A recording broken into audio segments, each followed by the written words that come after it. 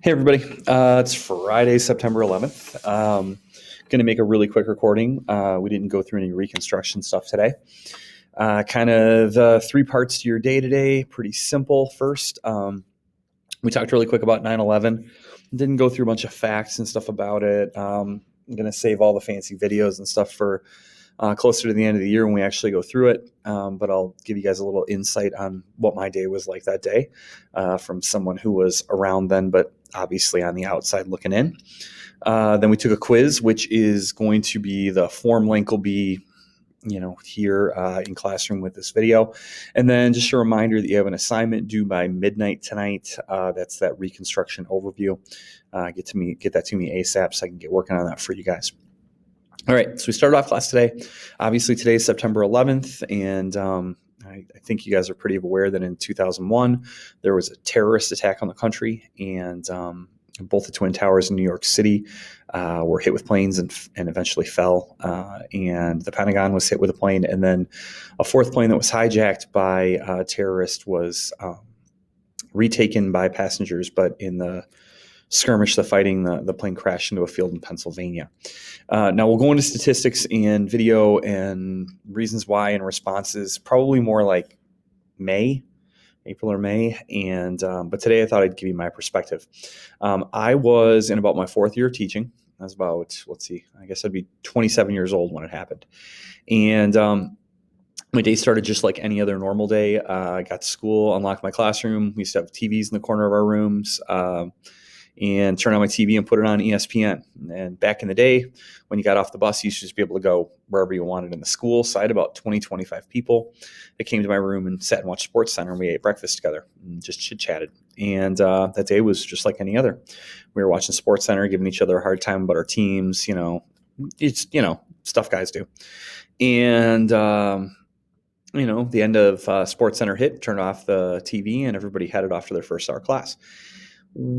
About 2 minutes later, my phone rang in my classroom, and was the district administrator calling, and he usually didn't call my classroom or things like that. So picked it up, and I was like, what's up? And he's like, is your TV on? And I said, no. And he goes, turn it on. And I just said really quick, well, what channel? He goes, oh, it doesn't matter. So, okay, we'll talk to you later. Hung up my phone, turned on the TV, and sure enough, pretty much every channel was playing a feed from, I think it was CNN or something like that at the time. And they were showing the first World Trade Center tower as, moments after it had been hit. And we're talking about, what happened. Did the pilot have a heart attack? Did the pilot pass out? Did the plane malfunction? Figuring it was an accident. Well, we just, my first hour American history class and I were sitting and watching going, wow, this is really weird. I wonder how many people died on the floor that got hit. God, how are the people above that floor going to get off of there? Because it looks like it's really on fire. I hope there weren't that many people on the plane, that kind of stuff. And then all of a sudden somebody went, what's that? As we could see the second plane in the distance coming in, and we saw the second plane hit the second tower on live TV. And obviously at that point, everybody realized it was no accident. The first one was no accident.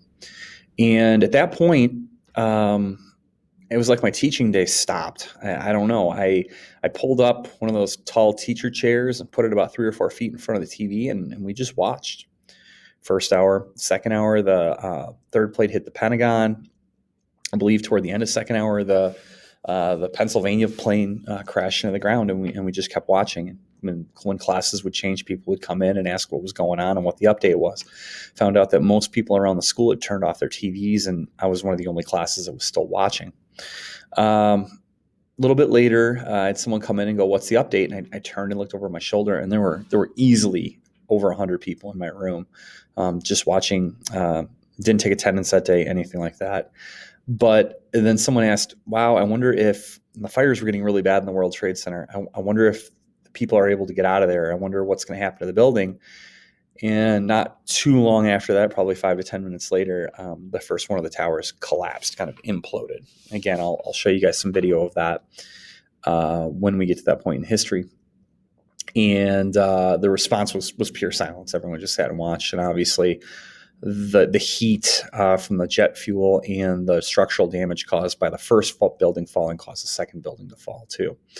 And we went through the rest of the day just watching experts and the president and things like that. And when the bell rang at the end of class, or at the end of the day, I was exhausted. I've probably never been more tired as a teacher, and I didn't even do anything. Went home, decided I was going to watch TV, and when I flipped on the TV, there was literally nothing on. It was just the same footage. ESPN, MTV, Nickelodeon, the Cartoon Network, you name it. From, I remember back in the day, Charter's cable was channel 2 to like channel 70 something, and every channel was the same thing. At 7 o'clock that night, the president came on and talked to the country and explained the situation and what we knew and what our response was going to be, and that the country needed to pull together and be strong. And the next days were really quiet. There weren't planes in the air. It was strange. It was kind of like the beginning of the pandemic, where you would look up in the air and you would realize that you hadn't seen a plane in days. People didn't want to go to the mall or public places out of fear that something might happen. But on the bright side, hardware stores were sold out of American flags because people were so super patriotic that you couldn't find an American flag anywhere. NFL games paid tribute to the people that died. Firefighters from all across the country, including Wisconsin, some from Marshall, went to help try to dig through the wreckage to see if they could find anybody still alive.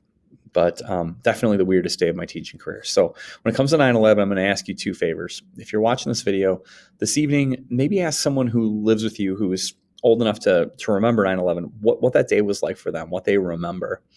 The second thing I'd ask you guys is to, if you're flipping through the channels tonight and you see a 9/11 documentary special, something like that, watch it for 10 minutes. Give it 10 minutes. I'm not asking the whole thing. That'd be great, but give it 10 minutes and take in some of the sights and sounds of that day and see what you think. And again, try to store that away for later in the year when we go into more detail. A lot of people died for what really seemed like no good reason, and a lot of first responders died trying to help too. I'm going to tell you right now, have a great weekend. The quiz link is going to be in Classroom with us, so please make sure you take that, and I'll see you on Monday. All right, so have a good weekend, and hope you're well.